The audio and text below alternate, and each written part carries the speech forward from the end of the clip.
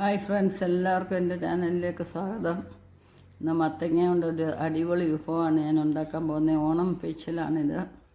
നമ്മൾ ഈ കറി കൂട്ടിക്കഴിഞ്ഞാൽ പിന്നെ ആരും ചിക്കൻ കൂട്ടണമെന്ന് പറയത്തില്ല. അത്രയ്ക്ക് ടേസ്റ്റാണ് ഇങ്ങനെ എടുത്താൽ. അതെങ്ങനെയാണെന്ന് നോക്കാം നമുക്ക്.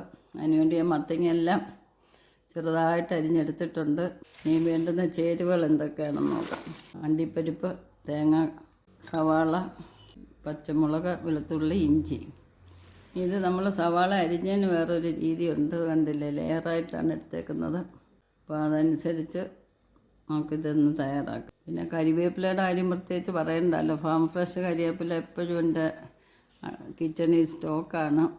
ഞാൻ പറമ്പിലിറങ്ങുമ്പോൾ എല്ലാം കുറേ ഒടിച്ചുകൊണ്ട് വെക്കും. നല്ല ഫ്രഷായിട്ട് തന്നെ ഇരിക്കും. വെള്ളത്തിൽ മുക്കി വെച്ചേക്കും ഞാൻ. അപ്പം 2-3 ദിവസത്തേക്കുള്ളത് ഒടിച്ചെടുത്തുകൊണ്ട് പോരും.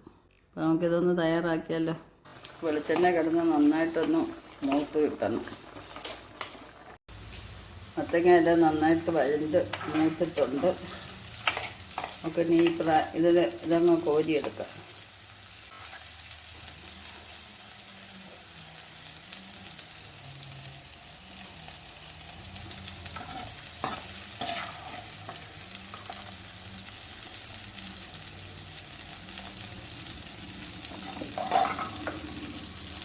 ഈ എണ്ണയിലോട്ട് തന്നെ നമ്മൾ അണ്ടിപ്പരിപ്പൊന്ന് മൂപ്പിച്ചെടുക്കാം.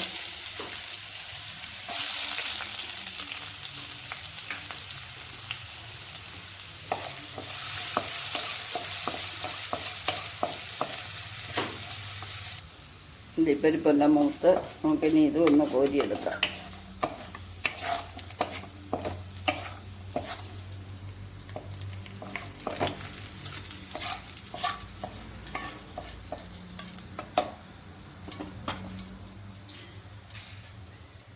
വറുത്ത് വെച്ച മത്തങ്ങയുടെ കൂടെ നമുക്കിടാവുന്നതാണ്.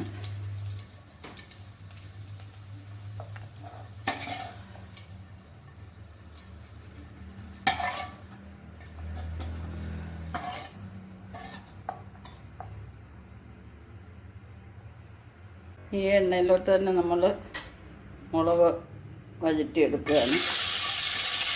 വെളുത്തുള്ളി, ഇഞ്ചി,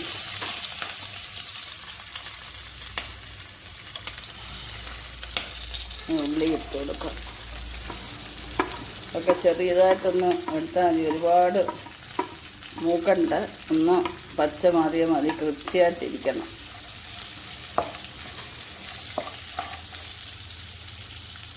നമ്മളെല്ലാത്തിനും ഉപ്പ് എടുക്കുന്നുണ്ട്. ഉപ്പ് കുറേശ്ശേ എടുക്കാവും. ഇതിനൊരു ശകലം ഉപ്പ് എടുക്കുന്നുണ്ട്. ഉപ്പൊക്കെ ആവശ്യത്തിന് നോക്കിയെടുക്കുക. സ്വല്പം കരിവേപ്പില ഇട്ട് കൊടുക്കാം.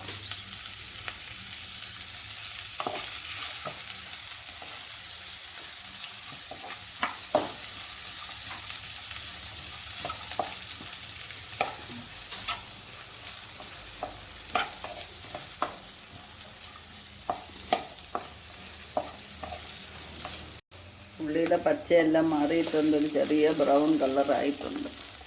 നമുക്കിനി ഇത് കോരിയെടുക്കാം.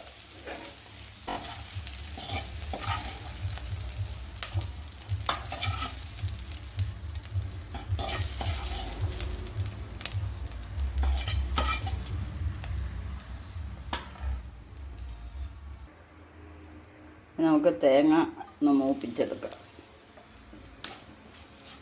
ചെറിയ തീയിലിട്ട് നന്നായിട്ടൊന്ന് മൂപ്പിച്ചെടുക്കാം. സ്വല്പം പെരിഞ്ചീരകം കൂടി ഇടുകയാണ്.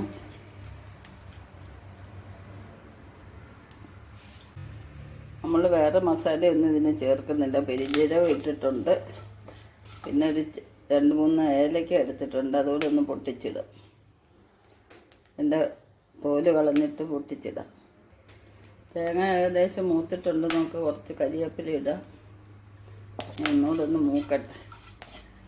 തേങ്ങ മൂത്തതിന് ശേഷമേ നമ്മൾ പൊടിഭാഗം ഇടാവൂ. അല്ലെങ്കിൽ തേങ്ങയുടെ മൂപ്പ് നമുക്ക് അറിയാതെ പോകും. തന്നെയല്ല, പൊടിയിട്ട് കഴിയുമ്പം പിന്നെ അടുക്കി പിടിക്കും. അതുകൊണ്ട് തേങ്ങ നന്നായിട്ട് മൂത്തതിന് ശേഷം പൊടിയിടാം.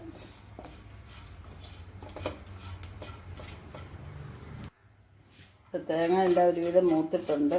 നല്ല ബ്രൗൺ കളറായിട്ടുണ്ട്. അപ്പോൾ നമുക്ക് ഈ സമയത്ത് പൊടി ഇട്ട് കൊടുക്കാം. എപ്പോഴും പറയുന്ന പോലെ പൊടിയൊക്കെ ഓരോരോ ഇഷ്ടത്തിനാണ് ഇടുന്നത്. എരിവൊക്കെ കൂടുതൽ വേണ്ടുന്നവരും എടുക്കുന്ന ക്വാണ്ടിറ്റിക്ക് അനുസരിച്ച് വ്യത്യാസം വരുത്താവുന്നതാണ്.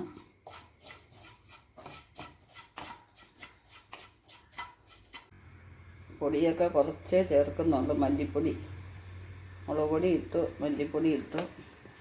ഒക്കെ ഒരുപാട് വേണ്ട, ചെറുതായിട്ട് മതി. ഇനി ഒരു സ്വല്പം മുളക് പൊടി, കുരുമുളകിൻ്റെ പൊടിയാണ് ഇടുന്നത്. അതൊരു പിഞ്ച് മതി. ഇനി നമുക്കിത് ആറിയതിന് ശേഷം നന്നായിട്ട് അരച്ചെടുക്കാം. നമ്മൾ അരച്ചെടുത്തിട്ടുണ്ട്. അരപ്പ് നമുക്കൊന്ന് തിളപ്പിച്ചെടുക്കണം.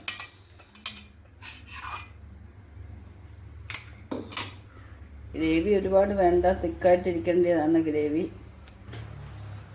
എല്ലാം നന്നായിട്ട് വെട്ടി തിളച്ചിട്ടുണ്ട്. അപ്പം നമ്മൾ വഴറ്റി വെച്ചിരിക്കുന്ന സാധനം ആയതുകൊണ്ടാണ് അരപ്പ് വേവേണ്ടത്. അത് ഈ സാധനം ഇട്ട് കഴിഞ്ഞിട്ട് നമ്മൾ പിന്നെ ഒരുപാട് വേവിക്കേണ്ട കാര്യമില്ല. അപ്പോൾ ഇത് ഓരോന്നായിട്ട് നമ്മൾ ഇട്ട് കൊടുക്കാം.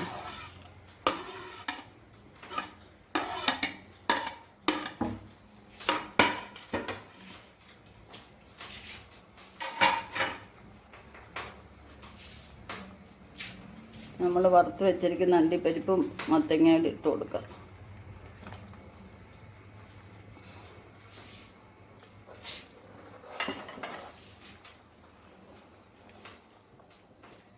കൂട്ടാൻ റെഡി ആയിട്ടുണ്ട്. ഒന്ന് തിളക്കിയേ ആകാവൂ, ഒരുപാട് വെന്ത് പോകരുത്. മത്തങ്ങയൊന്നും ഉടയാതെ കിട്ടണം നമുക്ക്.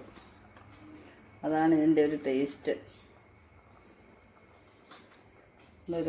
കുറച്ച് കരിവേപ്പിലയോട് ഇടുകയാണ്.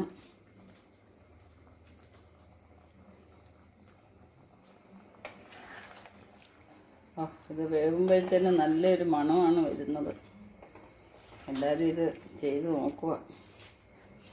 നമുക്ക് ചിക്കൻ ഉണ്ടെങ്കിൽ, ചിക്കൻ ഇല്ലാത്ത ദിവസം ഇങ്ങനെയൊക്കെ വെച്ച് കഴിഞ്ഞാൽ ചിക്കൻ്റെ കൂട്ടുള്ള രുചിയാണ്.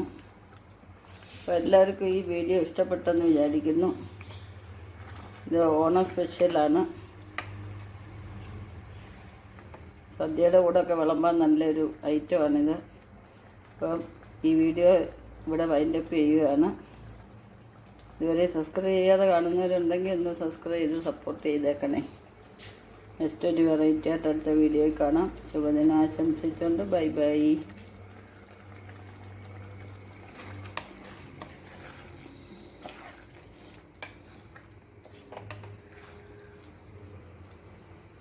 ഇത് ഒന്നുകൂടൊന്ന് വറ്റുമ്പോഴത്തേന് ഇത് ഇരുന്നൊന്ന് കുറുക്കും.